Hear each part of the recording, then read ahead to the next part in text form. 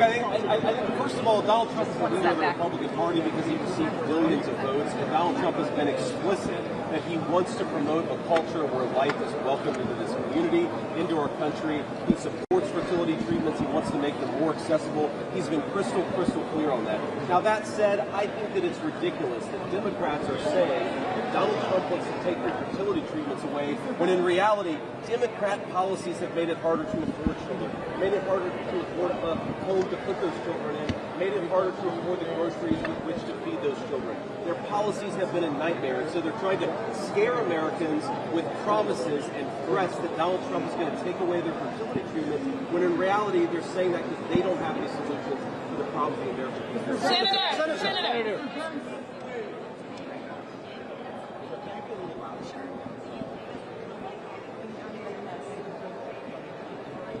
A couple things really powerful tonight. One, he reminded Pennsylvanians that though Kamala Harris is running away from the record at every single step, she wants to ban fracking.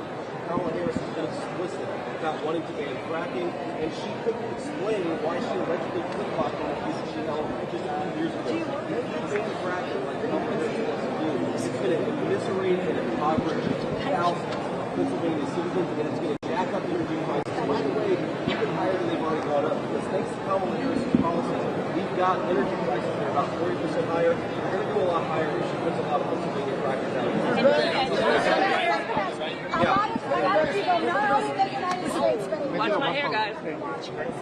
Yeah. They want to know what will happen in Ukraine, what will happen in Israel. Did they get a fair answer?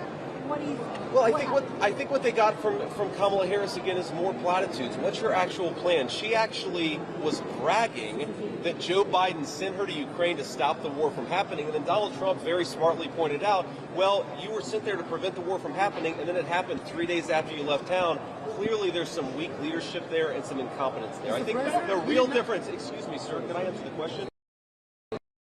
What Donald Trump has said very explicitly is that smart leadership and smart diplomacy will create a world at peace. It did when he was president, and I think that's his plan again. Now, to be clear, Ukraine and Russia, the whole situation is a disaster. What you need is smart diplomacy to get Europe and America and Ukraine and Russia out of that conflict and back on a footing of peace. Donald Trump's already had successful diplomacy. He's going to do it again when the American people elect the president in a few months. Can you not tell us what's going to stop the war in Gaza after 40,000 casualties?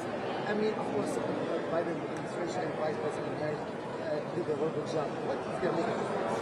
Well, look, I think what President Trump has said very specifically is, one, you need to give Israelis the precision-guided weapons so that you don't have a lot of unnecessary civilian casualties. Kamala Harris says that she wants to cut down on civilian casualties, but her foreign policy has actually led to a lot of Palestinian civilians being killed. It's also prolonged the war. It's also strengthened Hamas. It's like a lose-lose-lose foreign policy, but again, that's the incompetence of Kamala Harris. Yeah.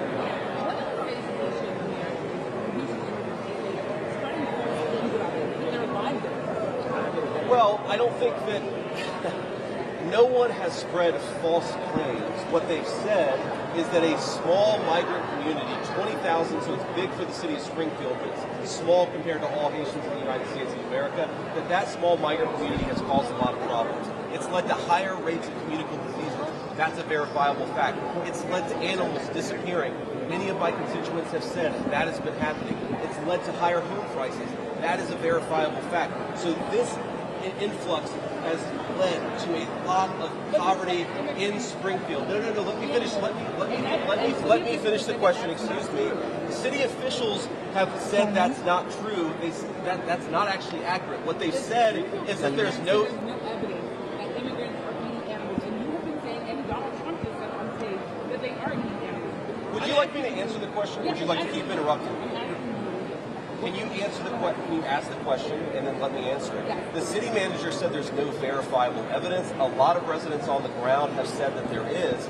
That just means the city manager, I think, isn't fully in touch with what's going on the ground there. I've heard from many of my own constituents who've seen these things with their own eyes, who've seen these abductions with their own eyes, who've seen geese being taken out of local parks and slaughtered in front of their eyes. What do I think is a bigger problem? Insulting 20,000 people, or the fact that my constituents can't live a good life because Kamala Harris opened the border? I think it's Kamala Harris needs to do her job and make people happier and healthier in this country.